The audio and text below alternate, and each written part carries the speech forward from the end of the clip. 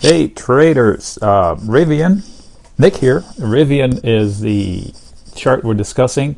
So let's back up a little bit. I'm a fan of EVs, but I usually like them to have an income. And this one, I make an exception because I live in Southern California, and if you drive anywhere around Newport Beach, you will find you will come in contact with these, and they look sharp as heck. So they do command. You find yourself saying, "Oh, what was that?" kind of a deal. So plenty of SUVs. I mean, you see Bentley SUVs here and Jaguars and all of that. And this one catches your attention a little better. Anyway, I do like them. I do have a friend that works there, but I have no inside information whatsoever. So I'm going to just comment on the chart itself and stop on the fundamentals and say it has a great chance for the very, very, very, very simple reason that Amazon backs it up. I think they own like almost a quarter of it. Double check that fact. And I think they also have a standing order for whatever delivery vans they can do for them. So imagine if they can produce that, then they've got the cash from operations will be almost a given, because they have a cash cow on which to build something else. So it's a good situation to be in, and I'm a fan of the concept. Now, there are other EVs that are capturing attention, like Lucid and all of that. They all have their pluses and minuses. I usually, if I'm investing, I want something with an income statement, so I would go to Tesla, NIO, XPEV, or even LI. But these are the hopeful stocks where the stock price itself has more to do with so-called extrinsic value, because they don't have a strong P&L right now. Some of them have a little bit of income, but let's go with the charts. So this is a daily chart because it's relatively new, and from there, before we get granular, it gives me just a big picture and very plainly stated. So that was the first day. They priced out, I think they came to market higher than what they expected, and then it spiked to here, and then it, quote, collapsed. They probably covered it on CNBC to close red here. So they left a lot of money on the table, right? The next day, boom, explodes, closes higher than the highest reach of the day before that. So that's bullish posture. So this was expected, because the bulls said, no, hey, forget it. The first day was great. We closed even greater on the second day. The low of the second day was significant as well, relative to the open of the first day. So good news from this candle, right? So keep in mind that was a point of failure, and then they took it out. And if you take the halfway mark of this one, just visually, somewhere around here, right? So that gives you another point. And you look right, and that's where they're at today. And in fact, today's low, what's today? Did I say that already? Today is the 18th, 120.15. And the high on the first day, 119.5. So pretty close, and it makes sense. So it's not a hard line in the sand, but it's pretty darn close. And I would expect buyers to step in here. Like whoever wanted to trade it on the first day, that's a number they'll remember. Machines will remember that. So I wouldn't expect it to completely collapse. It's going to be significant, at least for the next few days. This is also significant, that level right there. That orange line I didn't draw. That's an automatic. That's where they were busiest. This is where the volume has been busiest by quite a bit. That little poke right there, those are volume bars. These are volume bars, but that's the same information on what dollar amount. So now I know that they are busiest here.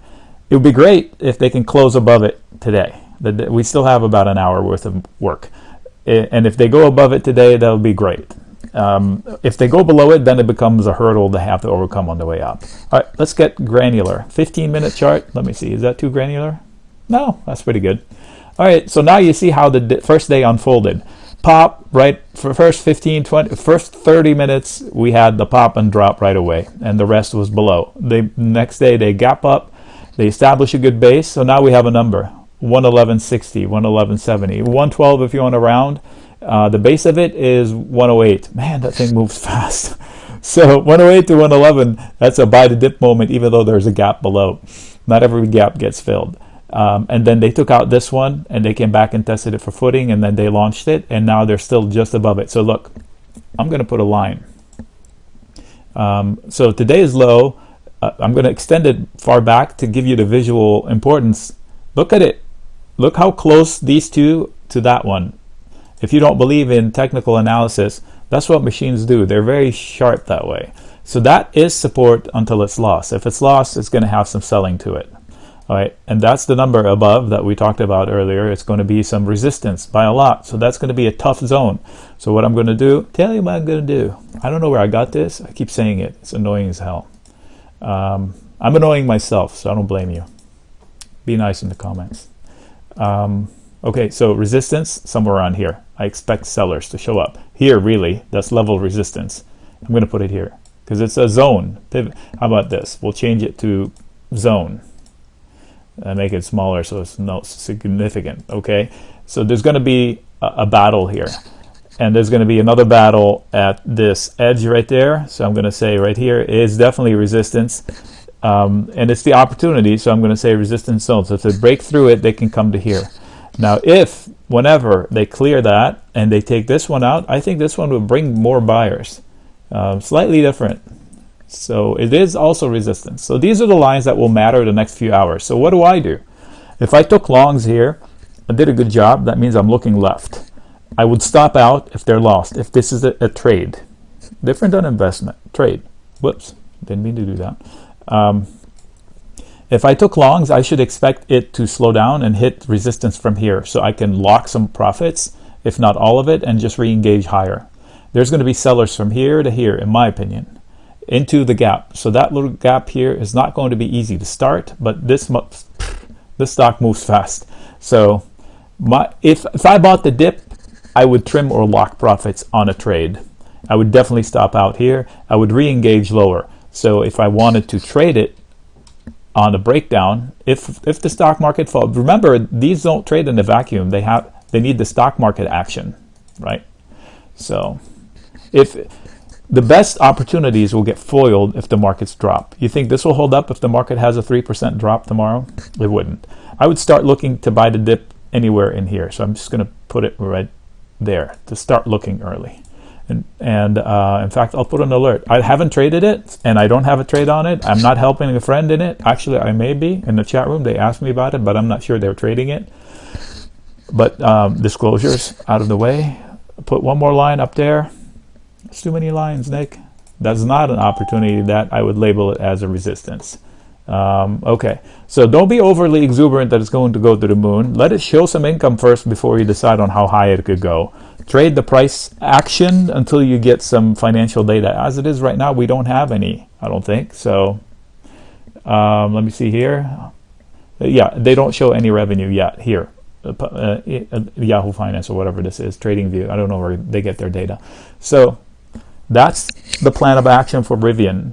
And if it's a trade, if it's an investment for the super long term, don't bother watching it. Just make your thesis and decide when it's broken. If it's not and it's a trade, you better have lines like these. These are my lines. You can come up with others. Like this is support right there. I just, I did not put, this is on a 15-minute time frame. So there are many lines on lower time frames. This is a support zone. Line, I should say. So if somebody is really active, they'll get down to the 5-minute, and then they have to trade their own lines here. Okay, but we're not that granular here. Nick signing out. Good luck with it. I mean, the cars are sharp. The company must be.